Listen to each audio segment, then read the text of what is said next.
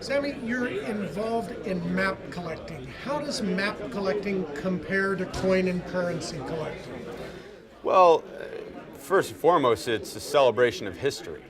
And what we found is that we found a decent amount of crossover between coin and currency collectors and maps. And since then, I've had a couple people approach me about asking to use maps for exhibits that they've used in coin shows to kind of help tell the story of a lot of these coins and notes and the history behind them. They didn't keep very good track as far as the production numbers as maps, because I mean, we deal in maps as far back as the late 1400s. So for one, they didn't really keep good records as to how many they made, and after that, how many have survived since then. A lot of the value is based on, well, of course there's rarity and condition, but also the importance of the map, or what does it show. So that adjusts the value, but for the most part, people can get beautiful maps that they love to hang in their homes. They use it to kind of, honor their ancestry, or celebrate places where they've been. And you can get basic maps of just about anywhere in the world for very reasonable prices. So these are really just kind of cute little maps from the late 1500s. As I mentioned before, you can buy material from hundreds and hundreds of years ago for really not a lot of money, considering what they are. These are maps by Tommaso Porciacci.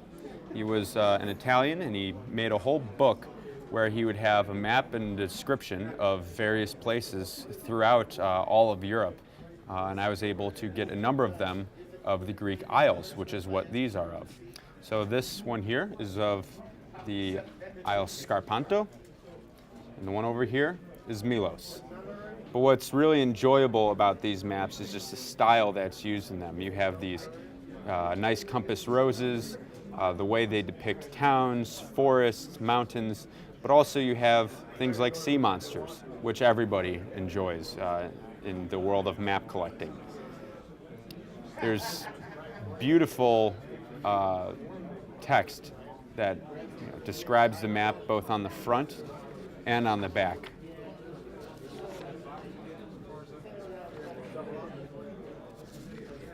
What kind of value?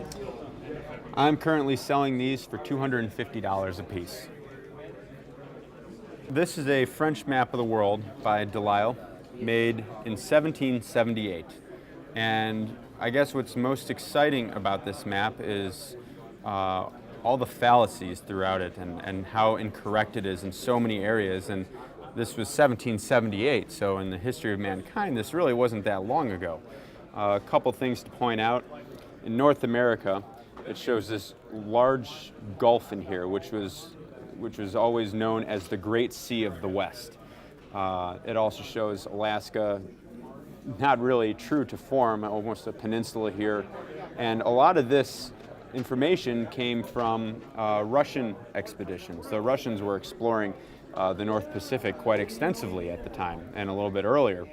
And what it made people believe is that you could enter through the Gulf, through the St. Lawrence Seaway, go through the Great Lakes, and you would only have a small area of land to traverse before you hit the Great Western Sea and you were on the other side of the North American continent. Of course, we all know it's completely incorrect and it doesn't exist. A couple of other areas, you have New Holland, which is Australia. You can see the western edge is fairly defined, and then it kind of becomes a dashed line in this area because they didn't really know how it was connected, or where it ended and where it began. And actually it shows it being connected to New Guinea. And that originates from the 1600s, when the Dutch East India Company actually charted the northern peninsula of Australia. They charted the west coast of that peninsula, and they thought that they were charting New Guinea. And they were actually the first Europeans to ever make landfall on Australia without even knowing it.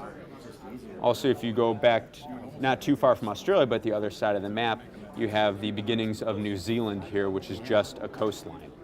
So 1778, not that long ago, still very little known. There's virtually no detail at all for Antarctica because we still have not been down there yet. But a very, very interesting world map. It kind of brings, as far as the style and the art, you could see around the map this magnificent border, and then these two men supporting the world while holding a draped curtain over a crest with a crown that holds the title cartouche and date.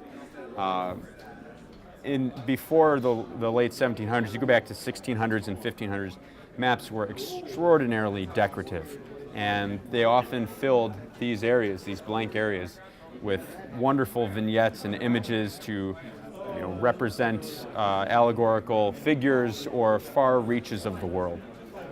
What kind of value? This map, this is a new map that we hadn't got in, haven't priced it yet, but I would say approximately $550. So I pulled this map because it's a wonderful marriage between numismatics and cartography. It was made by Johann Weigel in 1718 out of Nuremberg. And what it shows, it's out of an atlas showing Roman control during the ancient times, and it includes wonderful elements of coinage from those times. So in the lower half of the title cartouche, you have images from elements of coinage from ancient Britannia, and then in the upper area you have ancient Roman images of coins and medallions of this area, of the area of Great Britain. Now, what's also interesting to show is that you have Hibernia, which was Ireland over here. You have England, and then you have the area that we know of as Scotland, and it's divided by Hadrian's Wall.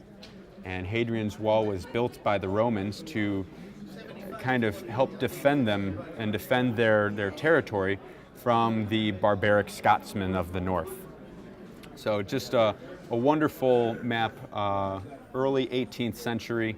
As far as elements of cartography, just the way they depict mountains and the style that's used in depicting mountains and noting towns, large and small throughout, is very consistent with a lot of the maps produced during this time. Value on this map is approximately $350.